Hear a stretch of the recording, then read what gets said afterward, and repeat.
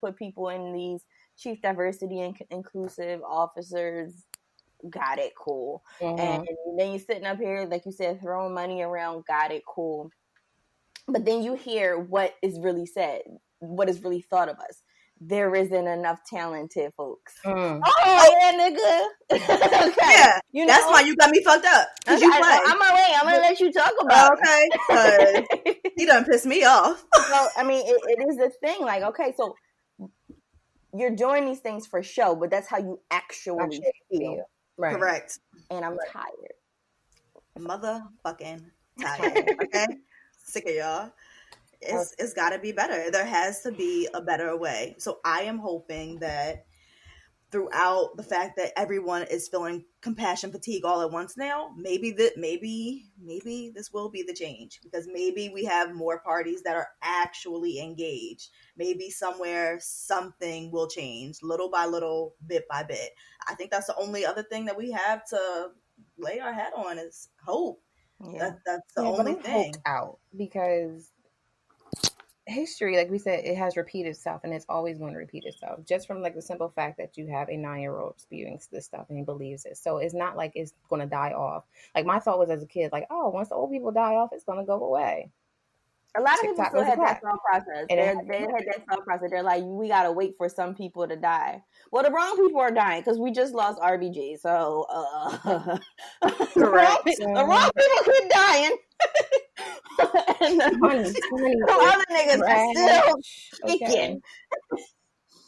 You said you had 3 questions. Did you have some? I don't know. Yeah, I did, but that's fine. But we can go back. So we talked about how we have felt as though we are. We changed the word of the oppressed. Is abused. Dumb niggas.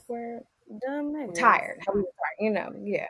How we felt like niggas. Okay, and we're tired. No, of it. Them so niggas. My You want to call them colonized, whatever. I mean, them folks, the boys. I don't know what. In honor of whatever works for you. Yeah. The colonizers, I'll be nice. The white people, right? We tired of them. So on the other end of it, have you ever felt as, or looking back, have you ever thought like, maybe I have been the one, and I'm trying to find a nice word, but the oppressor, should we say, or the abuser, or the one that has maybe just tired, like, yo, get over it already. It's time to move on. Like, have you ever experienced that? And it could be professionally, personally, like in whatever interactions. Because I know I have. About people wanting to get over stuff? About you wanting them to get over it? Because like me, again, like we talk, like I'm a Cancer. Okay. So I want you to feel the way I feel in that moment. But also when I'm done with it, like, let's be done with it.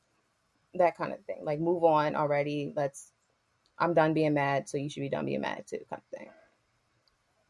Oh yeah, I am that person. Because this is the thing too.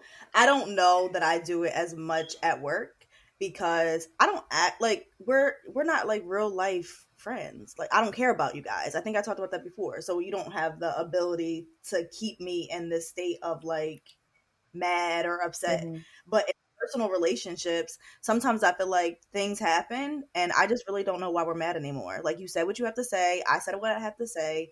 It's over. Fucking drop it. What are you upset? It's done. Stop living in the moment. So I am a little inconsiderate that way, and I'm going to work on myself. But yeah, sometimes it is hard. So honestly, I guess Toya's point was actually valid about maybe people are tired of being, I didn't even think about it like that. I guess maybe people are a little exasperated with being in those same conversations over and over again. Because if I'm being honest, I am definitely one of those people. Okay, we talked about it.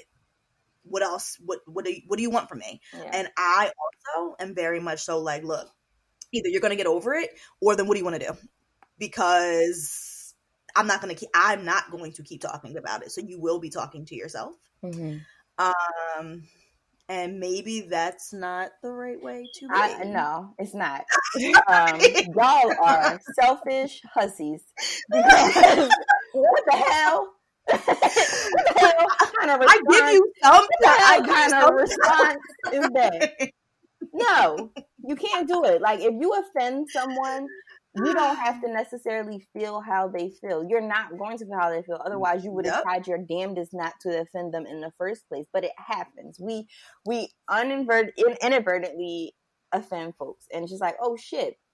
You have no right to tell them, here's the time limit. I'm putting a dinger on your ass, better be over it in 35 seconds. Y'all.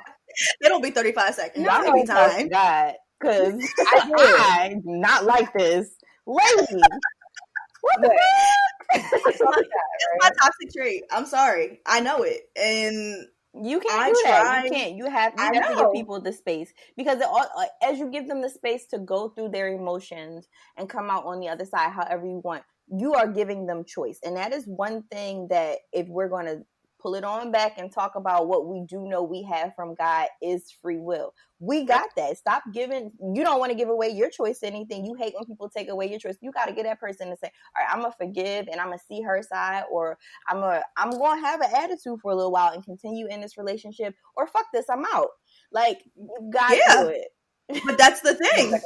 And I'm like, for me, I feel like almost like it's abusive to keep rehashing the argument, the thing. If we're going to keep living in this negative space, how are we ever going to get over it? Because now you're pissing me the fuck off. Well, then maybe you're not supposed to get over it. Maybe it is an opportunity to say, okay, this isn't going to work, because clearly I'm an oppressor and you don't like being oppressed. I'm very upset with you ladies this morning.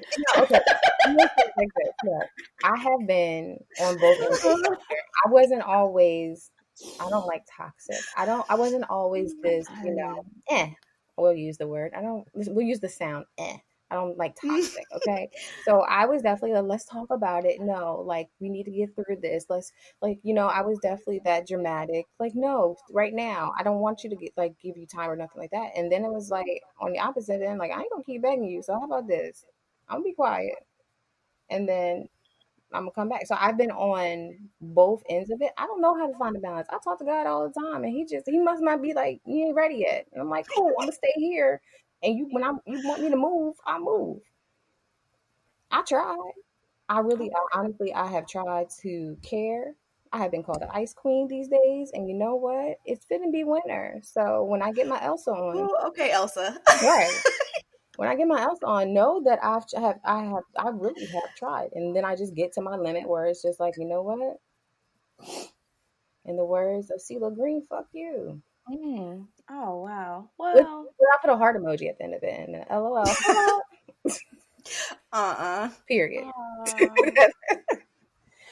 But like I said, it's not a good thing, because we know how it feels to, be treated like trash, and somebody tired of you saying, I feel like I'm being treated like trash. So yes, I'll have another conversation and see if he tells me to move. It's tough, and sometimes not sometimes, but probably as of late, I try to give people more grace, the same amount of grace that I would give to the kids, because even though you get tired of the kids doing the same thing over and over, or sitting having to constantly correct them, there's not any time where I'm like, look, you want me to be your mom or no? I'm done being your mom. I'm gonna get over this shit. So I'm like, maybe if I try to use that lens, then it would allow me to be more lenient and to be more accepting of people's feelings, because I would never treat my kid that way. And also, I would never want some other person treating my kid that way. Don't be mistreating my kid. Never, ever. Okay. So that's a good point. I'm trying to go from there, because kids are the most unconditional love you can have, at least for me. Like, those are my babies, and nothing can ever change that. So just as you guys were able to freely admit that you just be wanting folks to get over it, you got to zoom out even further and think about, the colonizers and how they're like, well, what else do y'all? That's fair. I'm not gonna call you niggers, but what do you guys want? No, but y'all do. You definitely do. I mean, it sucks though, because if we think about it, and I'll bring in this movie that I came out maybe like 10 years ago or so with Dennis Quaid, or not Dennis Quaid, maybe Dennis Quaid. I don't know. Forrest Whitaker's in it, and Jamie Lee Curtis, called Vantage Point, and it just keeps playing. It was a bombing or something. At some point, the president was supposed to be visiting, and a bombing went off, and someone shot him too. Some event happened, but they played it, and then the movie goes on with rewinding it, and then allowing us to see that same event through different eyes. 6 or 8 people's different eyes. Yeah. And it's all different, you know? And I mean, I think I've used a very similar analogy before, when we all could be in a situation and we're going to take away different things because we are different people, even though we have a lot of the same similarities, characteristics, and life views. There still we have our own nuances. So for someone to come from a completely different community, never having to have the struggles that we may have, they're not going to understand why it's important for us to keep having these conversations. They're not going to get it. And they're like, well, we did this. We gave you money. We gave you titles. We gave you this. We gave you your little group to talk about it. Didn't come talk to us about it. What the hell do you want? We all tired out here. We tired of talking about it. Y'all tired of hearing about it. We tired of hearing it back about it from y'all, because y'all don't know what the hell you talk about, even though we just told you what to talk about. You're not wrong. Honestly, when you think about it from a personal perspective, and how we also get tired of having the same conversations about different things and shit. That's what people that we fucking love. Yes. And we get tired of it. So I can only okay, but the only thing about that is, okay, we can talk about it. Most of the time in our personal lives, we can put action behind it, and more than likely it'll solve itself, and it'll pop up here and there, but that's it. What action, though, have we seen besides money, besides having these conversations? What actions can we literally say, like, okay, this is why we don't need to talk about it as much? Because I feel like every time we have these conversations, something worse happens. And it's like, okay, we said we're going to do this, but no action outside of work. So when it comes into the community, and it comes into the government, and comes into just random instances, there's no action behind it. So it's just like, yeah, we're tired of talking about it, but we're also tired dealing with it spiritually, emotionally, physically. We have people continuing to die, and no justice is happening. Because even with the whole, verdict, with that one police officer getting that bullshit charge, we knew it was going to happen. Why? Because there has been no action. Actions have showed us that this is how it's always going to be. So it's like, I think the only reason why we talk about it so much is because we know there's not going to be an action. There has to be some other way we can release it. You know what I'm saying? Like, if that makes sense. I think that's fair, but I think that we're also talking about two almost very different systems. Like in the corporate world, I think that at least right now, I'm going to say that they are trying. Right. They are actively trying to have the conversations and facilitate the connections and bring people into the room. And at least outwardly, they are saying all of the right things. Now, it's going to take some time for us to actually see, are you putting your money where your mouth is? Are you actually promoting people? Are you guys doing equitable things? And only time is going to tell.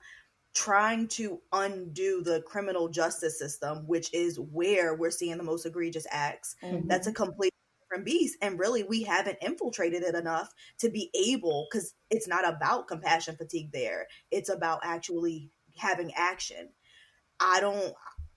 That's not my space. I don't really know what more could be done. I know there's more to be done, but we don't have the right people there. That's where it all starts from.